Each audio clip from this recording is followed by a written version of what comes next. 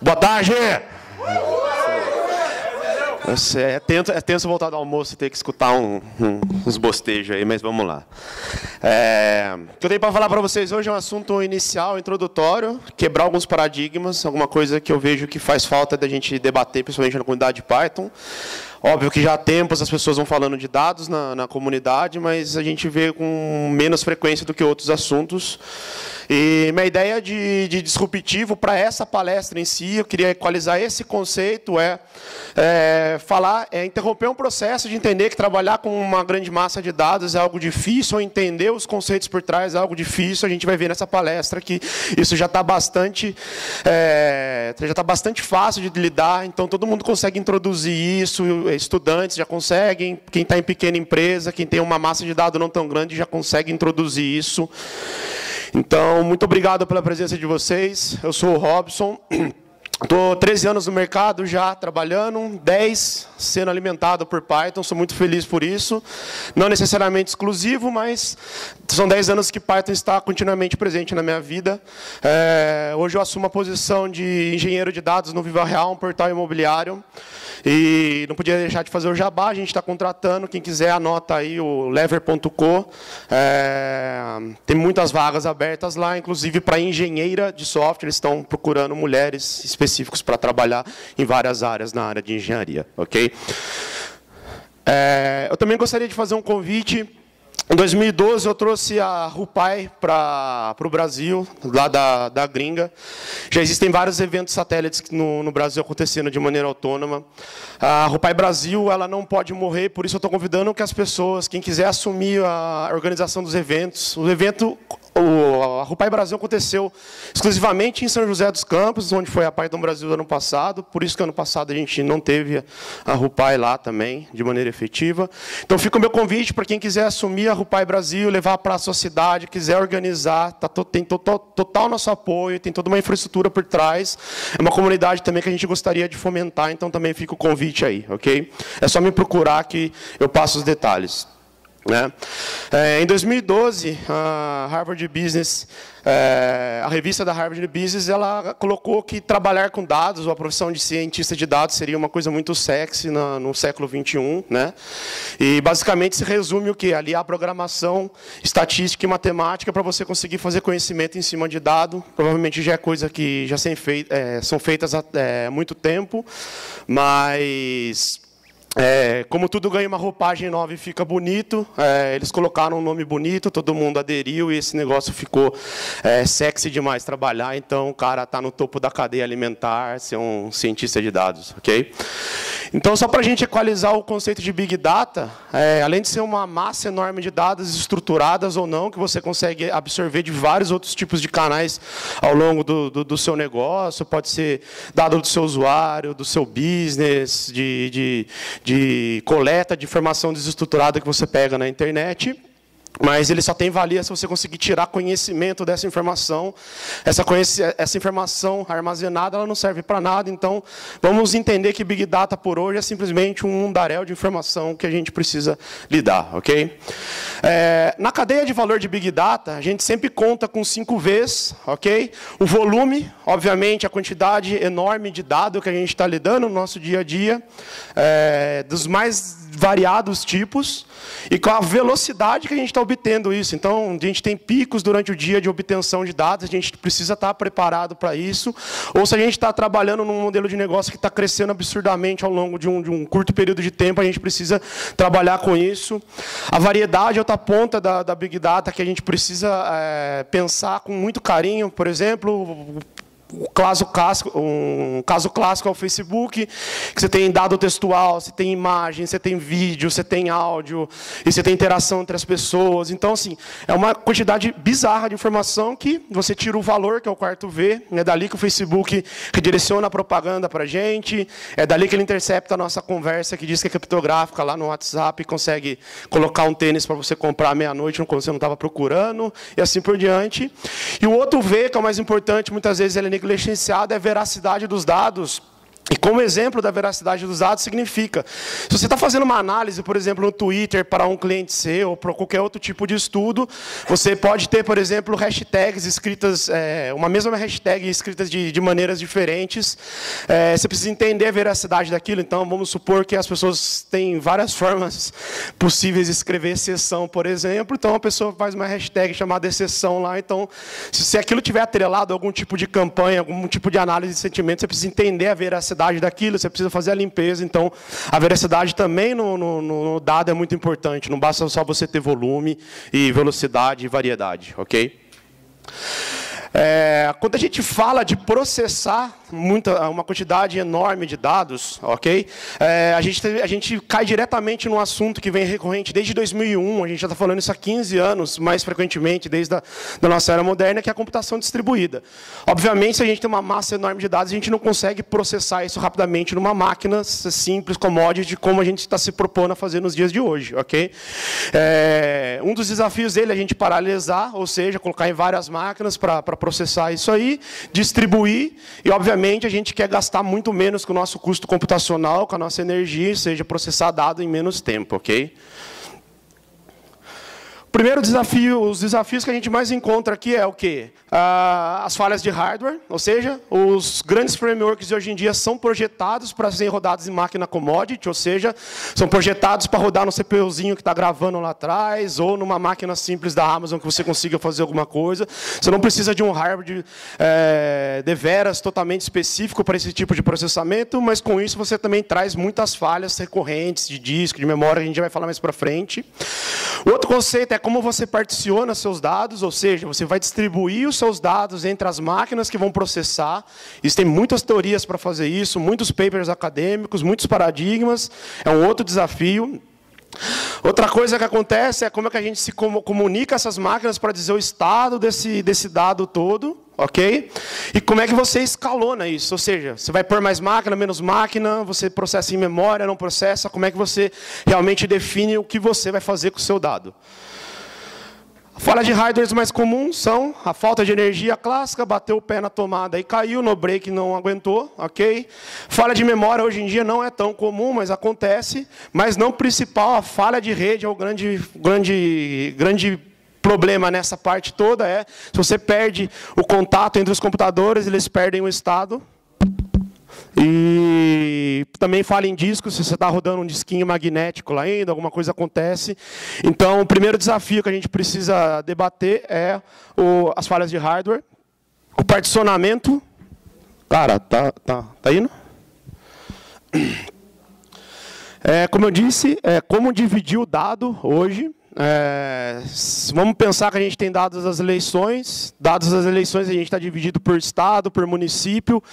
Qual é a maneira mais inteligente da gente conseguir processar isso hoje? A gente divide por estado, divide por município, divide por ordem alfabética. Então, na maneira de pensar isso pode ser calculado automaticamente por algum framework ou a gente define como a gente faz isso.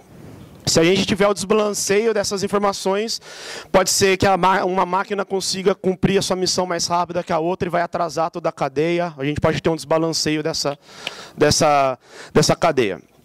Tá? A comunicação entre processos é outro problema que a gente debate bastante na computação distribuída, porque cada vez que uma máquina manda uma mensagem para outra para determinar o estado de como o processamento está, você tem um delay da rede daquilo, então você conseguir ter a ajuda de alguém para formar a sua rede, projetar a sua rede para aquele tipo de tratamento de dados é muito importante, porque se você está comunicando milhões e milhões de vezes, cada milhões e milhões de vezes milissegundos se tornam até horas e dias, e você pode ter problema com essa latência na rede, ok? É muito importante que as máquinas consigam comunicar os estados delas entre si, isso seja saudável para que a computação seja rápida. E o escalonamento significa que tipo de processamento você está fazendo no dado, que tipo de valor que você está tentando tirar dele. Existem várias formas. E se aquilo precisa ser em memória, precisa ser em disco, precisa ser dividido entre os dois. Eu vou precisar várias máquinas ou duas máquinas. Então, é outra forma de você projetar o seu estudo. Na hora de escalonar a sua computação distribuída, é um outro desafio para você conseguir sincronizar, ok? Essa imagem aqui é a que eu mais gosto, que diz no ciclo de valor de um cientista de dados, ok? Eu trabalho hoje como engenheiro de dados, então eu foco muito... Eu foco muito na parte da automatização, de entregar os dados já limpos, já corretos, para as pessoas que conseguem fazer de uma maneira efetiva a estatística em cima disso, ok? Mas um grande diferencial é o que a gente chama de preparação dos dados, ou seja, a obtenção desses dados, web scraping, tudo aquilo que você coleta no seu dia a dia, ok? Você precisa olhar para aqueles dados, ver o que você tem e como você vai limpar aquilo, como você vai refinar aquilo. E para isso você precisa do papel do engenheiro de dados ou qualquer coisa que seja chamada assim, para você começar a fazer análise, gerar script, gerar rotinas que consigam melhorar aquele dado, entregar aquele dado mais limpo de alguma maneira. Tem outro ponto que a gente chama de disseminação ou visualização, é onde você vê os gráficos bonitinhos mostrando que você está ganhando dinheiro, que sua empresa está evoluindo e assim por diante. É isso que as pessoas esperam, ok?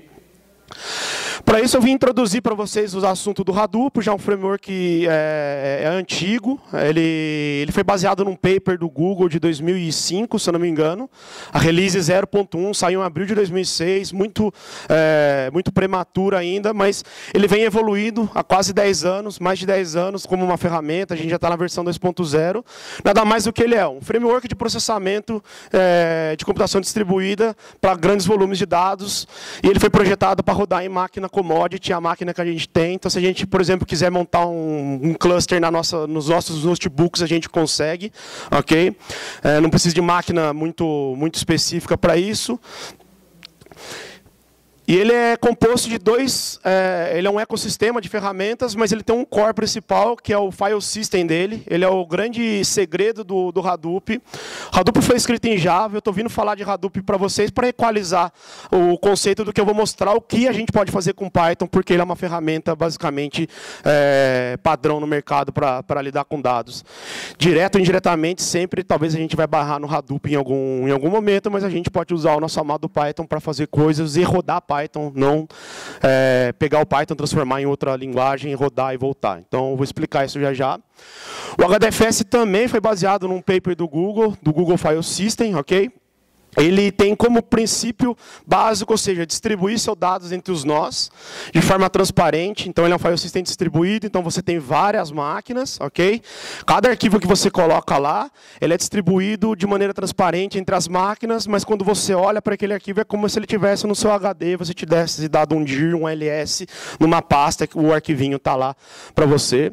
Ele é totalmente redundante, ou seja, quando você coloca um arquivo dentro do HDFS, automaticamente ele já distribui entre os nós. Por padrão são 3. Ele divide os arquivos em blocos. Esses blocos são sincronizados 3 vezes nas máquinas disponíveis, ok? Ele é totalmente tolerante a falhas, ou seja, se algum bloco desse der errado, automaticamente ele consegue partir do princípio daquele ponto que deu falha e reprocessar somente aquele ponto defeituoso, ok? Ele é projetado para colocar arquivos simples de gigas ou até 5 terabytes hoje em dia, 3 ou 5, não me lembro. Então você pega, faz o upload de um arquivo simples, um zip, digamos assim, de 5 terabytes, ele vai conseguir fazer os chunks do arquivo e colocar em todas as máquinas que precisam ser colocadas, e você vai ver aquilo como uma listagem simples. O interessante é que o refinamento dele ao processo desses 10 anos, ele se tornou de muito baixo custo manter isso, ok? Porque o escalamento é horizontal, ou seja, você põe uma maquininha nova lá, com um HDzinho, você já pode ter um nó novo para fazer o processamento. Ele basicamente é a base de tudo que a gente trabalha hoje com arquivo distribuído. Tá? E outro conceito por trás é mais um paper do Google, do MapReduce de 2005, que é um paradigma da computação distribuída, ok? Que é o que eu vou tentar mostrar para vocês agora, fazer uma analogia meio besta aqui, mas para ver se entende. Aqui tem uma analogia simples do que é o MapReduce, ou seja, são funções que mapeiam seus dados e reduzem, fazem a agregação de uma maneira simples, ok? Dentro do conceito do MapReduce no Hadoop, é ali que o provisionamento das suas máquinas está sendo feito, ou seja, é ali que ele vai falar quanto de memória ele vai usar, quanto de disco que ele vai utilizar. E ele também, nessa parte, ele é tolerante a falhas, ele sabe fazer o mapeamento dos arquivos e dizer para você se alguma coisa falhou, ele vai só recomeçar daquele ponto, porque se alguma coisa falhar, você tivesse processamento de semanas, dias, até meses, e aquilo falhar, se tivesse que recomeçar, se tornaria inviável, ok? Então, vamos tentar explicar para você. Eu vou fazer a analogia de uma cadeia de lanchonetes aqui, que é a mais clássica de todas, aquela que você monta seu sanduíche lá no balcãozinho, o Subway, ok? Então, vamos pensar que o processo de MapReduce seja o seu. Os compradores do Subway ligam para os fornecedores e falam que eles precisam lá do alface, do tomate, do pepino, do frango, de toda aquela cadeia. E chega aquele negócio no armazém do Subway, aí as pessoas começam a picar aquilo lá e distribuir. Então, esse conceito das pessoas comprarem as caixas de legumes é um mapeamento, ou seja, você está separando, você está pegando os dados que você precisa, você está mapeando todos aqueles dados, ok?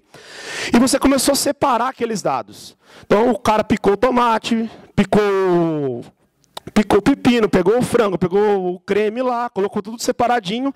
Isso é um processo que depois do mapeamento da compra é chamado de shuffle, ou seja, ele redistribuiu aquilo, ou seja, ele pegou ali na televisão lá de legumes, não sei como é que chama aquilo lá, ele colocou tudo picadinho, ok? Aí chega você com fome lá, você vai fazer o reduce disso, ou seja, você vai pedir que você quer o sanduíche de carne, você quer colocar o alface, o tomate, o creme. Aquele é o processo de agregação, de redução dos seus dados. E esse processo ele pode ser repetido várias e várias vezes para você ter uma obtenção de valor no caso. Então, essa é a analogia mais simples para explicar, a grosso modo, o que é o MapReduce, ok? Então, eu vou apresentar para vocês esse pouco tempo que a gente tem, eu não sei quanto mais tempo eu tenho.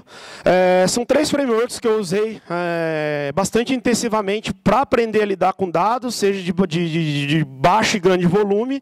Eu coloquei um guidelinezinho aqui pequeno para mostrar.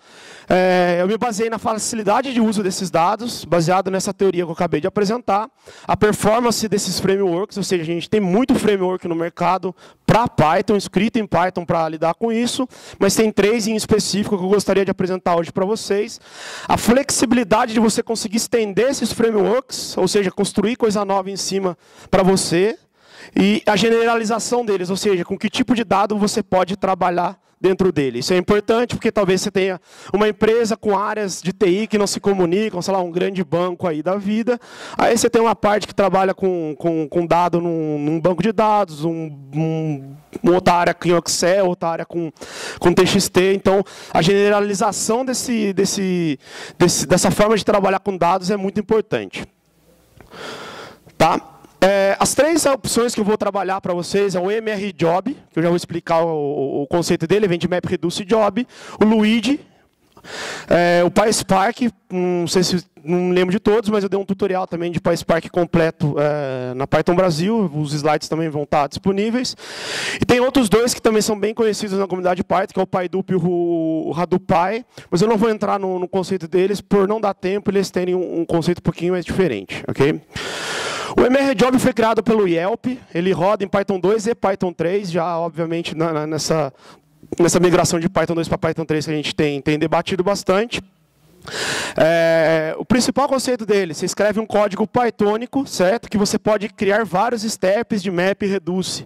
Ou seja, você pode pegar uma lista de e-mails, de nomes, separar esse e-mail talvez por categorização de cliente, passar para frente, cada categorização de cliente pode ter uma outra agregação de MapReduce, uma outra operação de MapReduce para fazer operações específicas. E esse framework permite que você faça isso. Okay? Ele é um framework que a configuração dele é baseada em arquivos. Então, tudo que você precisa colocar, você precisa pôr o mrjob.conf na raiz do seu script, com endpoints, com configurações de memória, entre outras milhares de configurações que existem. E ele foi concebido basicamente para rodar dentro da infraestrutura da Amazon. Hoje em dia ele roda em outras infraestruturas de cloud, ok? Mas ele foi basicamente concebido para rodar dentro da infraestrutura da Amazon. A Amazon tem um produto chamado Elastic MapReduce, que é o quê? Você vai na Amazon, com 3 cliques, você sobe um cluster de computação distribuída, configurada do jeito que você precisa, com os frameworks que você precisa. Ok? Hoje ele já está rodando no Google Cloud e, obviamente, ele permite que você rode isso localmente. Então, você pode pegar, subir um nozinho do Hadoop na sua máquina, localmente, para você testar, escrever os testes e assim por diante do seu MRJob. E ele é muito simples de instalar. Você dá dentro lá da sua máquina, pip install MRJob, ele já está instalado e pronto com as configurações default. Ou seja, se você instalar o Hadoop default na sua máquina, ele já tem as portas default, os endpoints default, ele vai se você executar o script do MRJob que eu vou mostrar agora, você consegue fazer isso. Tá? Basicamente, isso é uma classe que você executa um MapReduce, ok? Foi tirado da documentação, fica mais simples. Instalou, importou o MRJob, criou uma classe. Ok? Para quem está aprendendo computação distribuída, MapReduce, alguma coisa baseada, sempre tem o pequeno exemplo da contagem de palavras dentro de um texto. Então, é basicamente o que isso está fazendo aqui. Ele faz a parte do map, ou seja, você pega o dado, no caso dele aqui, ele está pegando um texto, está fazendo uma operação com uma expressão regular, está gerando faz um gerador aqui que passa a palavra para frente num conceito de chave e valor. É dali que vai sair a agregação, ok? E o reducer é a parte, depois que ele distribuiu essas palavras todas entre o suposto cluster do Hadoop, dentro lá da memória, do disco, ele faz a redução, ou seja, ele pega a contagem das palavras agregadas e põe para frente. Cada palavra aparece tantas vezes no texto. E a forma de você rodar isso é muito simples, dado que você tem um MRJob já instalado no seu VirtualEnv ou na sua máquina, você pega, passa o que você precisa processar, e ele pode jogar o resultado para dentro de um arquivo para você. Simplesmente assim. Assim vai funcionar dentro da Amazon também. Lembra que eu falei do mrjob.com. Se você configurar lá dentro como aquele cluster está, o endpoint daquele cluster, as portas daquele cluster, colocou na configuração, automaticamente ele já tenta integrar lá e rodar para você. É transparente e simples. Um Dataproc do Google funciona da mesma maneira. Ou se sua empresa supostamente já tiver um cluster de Hadoop legado, é só você apontar o MRJob para lá. O que vai acontecer? Ele vai pegar esse código todo que está local na nossa máquina, a gente executou, é como se ele pegasse, fizesse o upload para a máquina que vai ser executada, ele roda lá e devolve o valor para você. Ok? As minhas conclusões. Eu tive uma curva de aprendizado média para esse framework, depois que eu consegui abstrair todos os conceitos, mas ele dá uma boa flexibilidade para você trabalhar. Ele é uma documentação muito, muito boa. Tá? Só que ele é difícil de customizar. Ok? Ele é difícil de customizar, você não consegue estender as classes, gerar alguns comportamentos novos que talvez você vai precisar.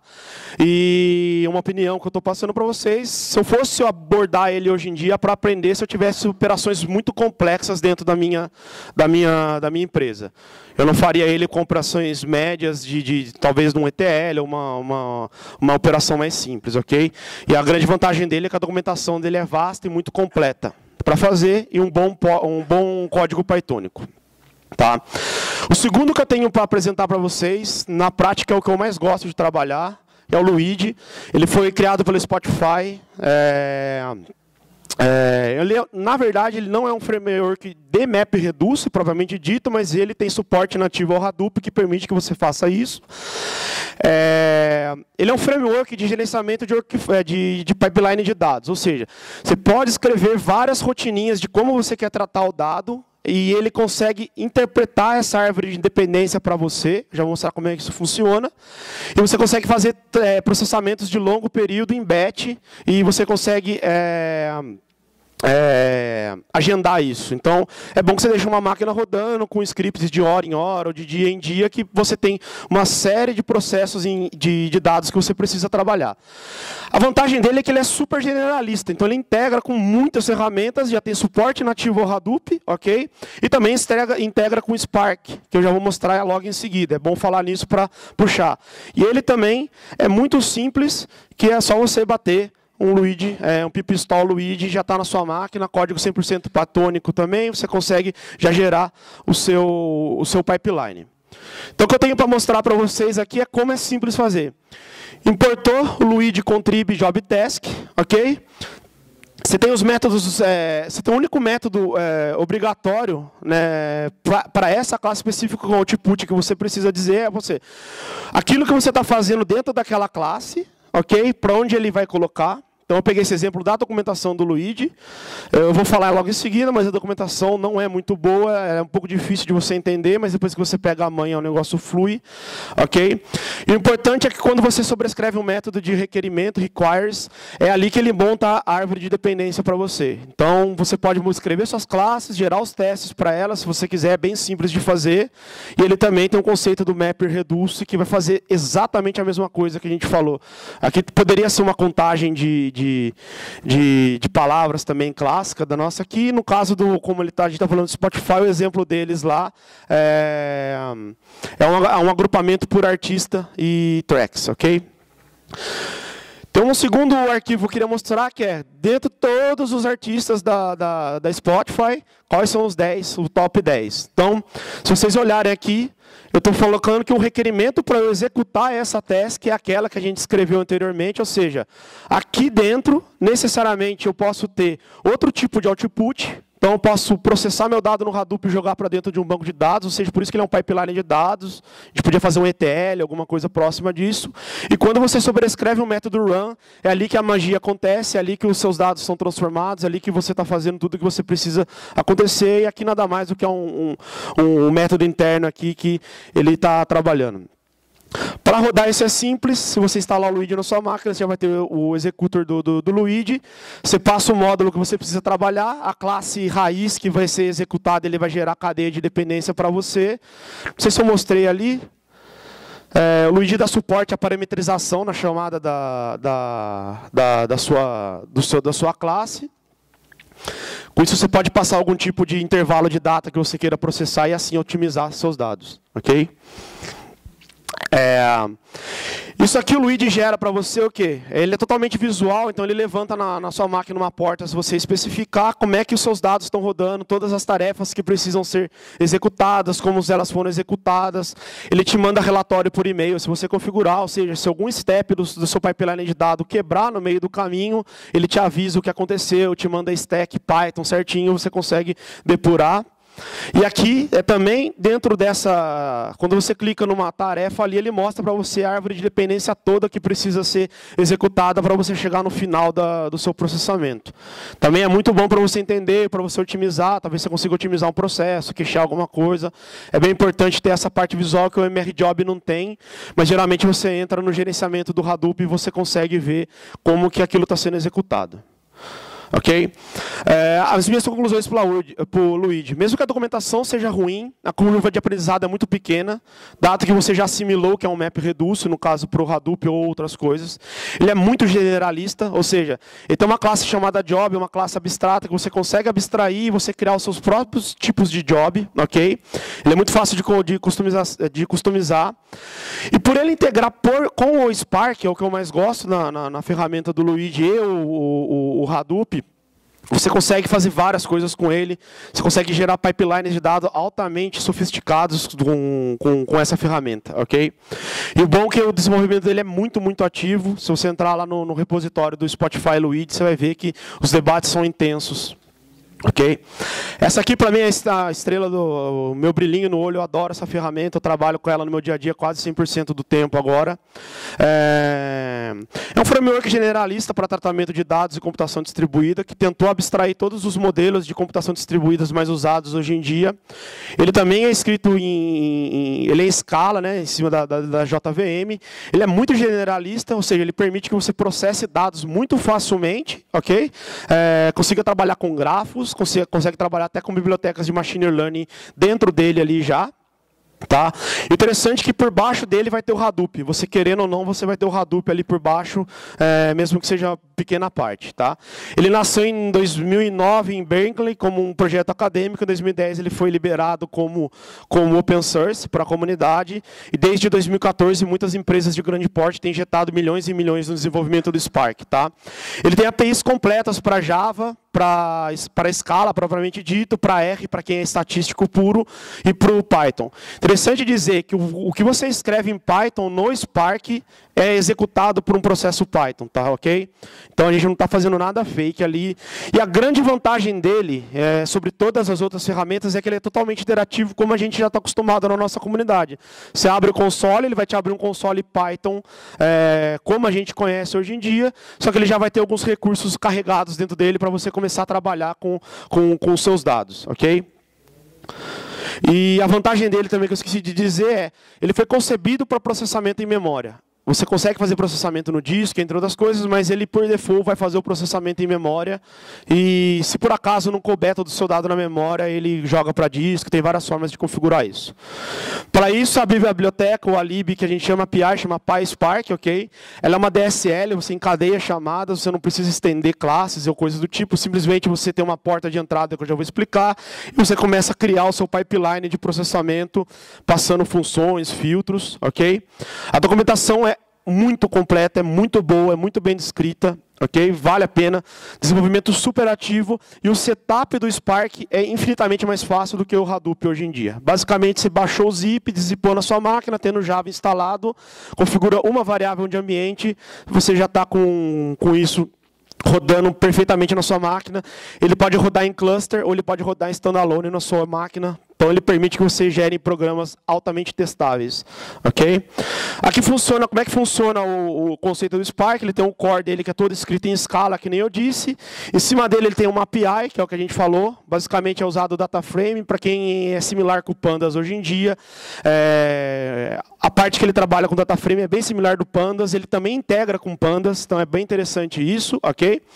Tem uma forma que você consegue aplicar consulta SQLs em cima desses dados.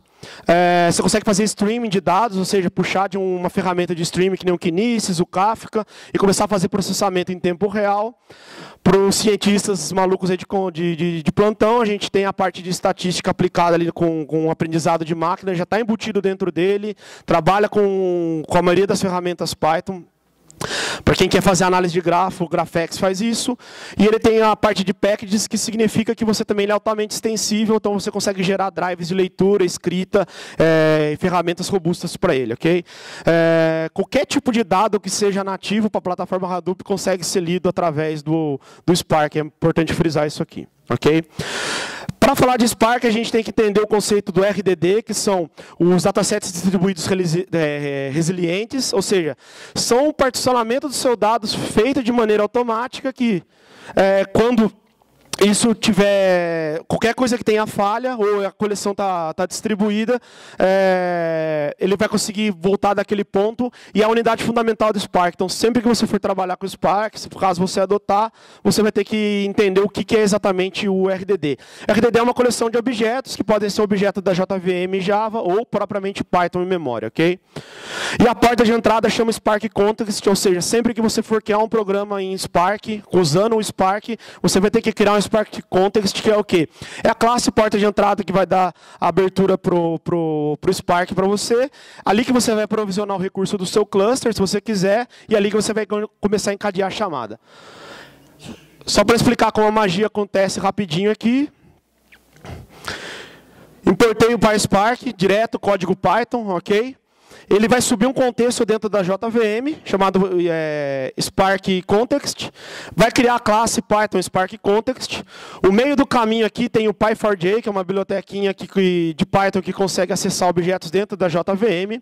E quando você executa as operações encadeadas, que nem eu falei para vocês, ele serializa esse trecho de código, ou seja, isso aqui vem da biblioteca padrão do Python para carregar um JSON. Ele serializa isso aqui em Pickle, manda para os workers. Ali eles são executados por um processo Python, como eu disse para vocês, e ele faz o processo inverso quando você precisa ter o seu retorno. Então, não tem muito segredo e a curva de aprendizado é muito fácil. E aqui o famoso exemplo que eu falei para vocês de contagem de palavras. Então, se a gente observar os exemplos anteriores, que a gente gera muito código, mesmo que seja código Python, aqui você com 3 linhas de código, você consegue fazer exatamente a mesma coisa, obtendo o resultado iterativamente, isso que é interessante, ou seja, você pode abrir um arquivo direto lá no seu Hadoop, seja qual for o tamanho dele, você consegue aplicar ali as funçõezinhas de map e reduce, e no fim você vai ter a contagem de palavra que você precisa.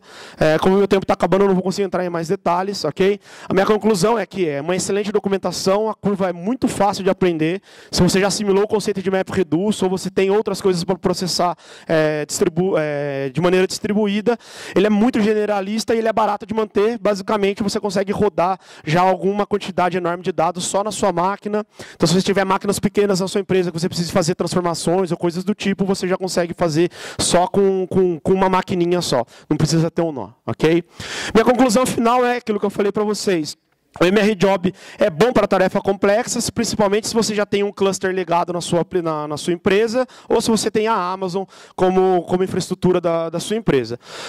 Manutenção de um cluster Hadoop é complexo, muitas variáveis para a gente trabalhar, é um negócio bem chato, geralmente tem caras especialistas só nisso. Okay? O Luigi, como eu falei para vocês, é uma ferramenta de pipeline, ele trabalha muito bem em conjunto tanto com Hadoop como Spark, então ele é essencial para quem tem vários jobs de dados na empresa, ok? O Spark, que eu falei para você, além de estar se tornando padrão de mercado, é uma excelente porta de entrada para quem quer entrar no mundo da computação distribuída e principalmente começar a processar dado em larga escala, tá? Então a minha sugestão para vocês aqui pessoal, vá de Spark Luigi desde o início, é muito simples de aprender. Ok? Muito obrigado pela presença de vocês.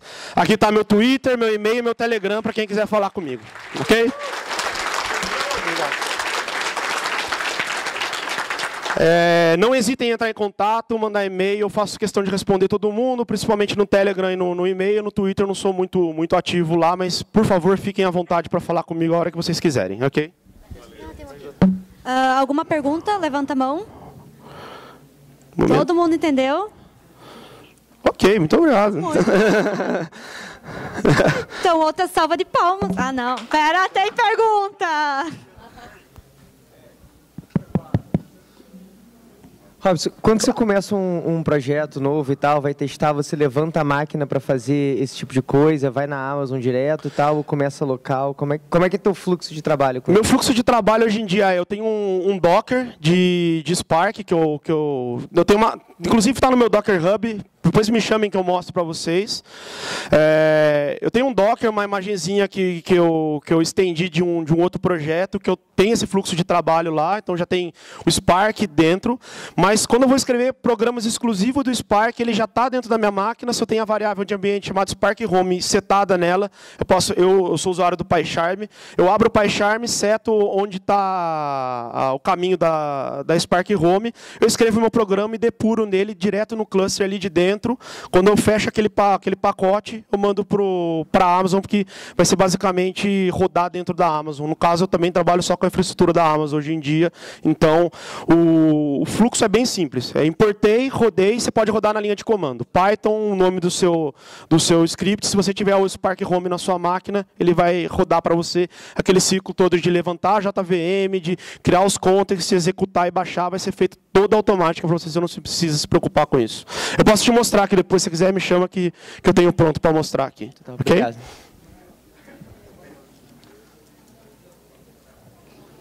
Opa, oi, tudo bem? Quando você falou sobre particionamento, quando você comentou sobre particionamento dos dados, né? Tá melhor assim? Okay. Quando você falou sobre particionamento de dados, me veio a dúvida, como é que é esse particionamento? Você pega tabelas e particiona elas, como a gente faz em Oracle, Postgres, MySQL, coisa assim, ou tu trabalha com multitenancy? Como é que é esse particionamento? O particionamento, ali, quando a gente fala principalmente de Spark, significa, a grosso modo, se ele está abrindo um arquivo onde ele consegue ler metadados daquele arquivo, ele já presume como que ele vai pegar aquele arquivo, abrir, como eu disse para você, esse arquivo, o Spark em si, falando propriamente dito, ele trabalha em memória, ele já vai entender naquele cluster quanto de memória ele tem disponível, quantas CPUs ele tem disponível, basicamente ele vai fazer um split daqueles dados para essas máquinas ou para sua única máquina, ok? O interessante é, quando você trabalha com o Hadoop, e ele trabalha com um conceito de streaming por trás que eu acabei não explicando aqui, o dado que você está precisando processar vai direto para a máquina de processamento. Ele não passa no meio do caminho e entra na máquina. Então, esse particionamento já é previsto na hora que você começa a leitura do arquivo já. Você falou de particionamento de tabela, Kuchar, de multitênis. Ele não trabalha exatamente com isso. Basicamente, ele pega, a grosso modo, a quantidade de dados que você tem, geralmente é texto, faz um split pela quantidade de máquina que tem disponível no cluster e manda esses dados para lá. Ok?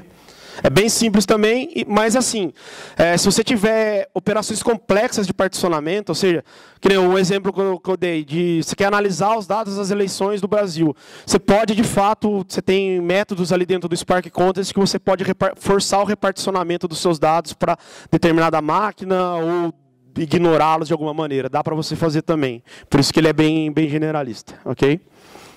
Mais alguma pergunta? Mais alguém? Não?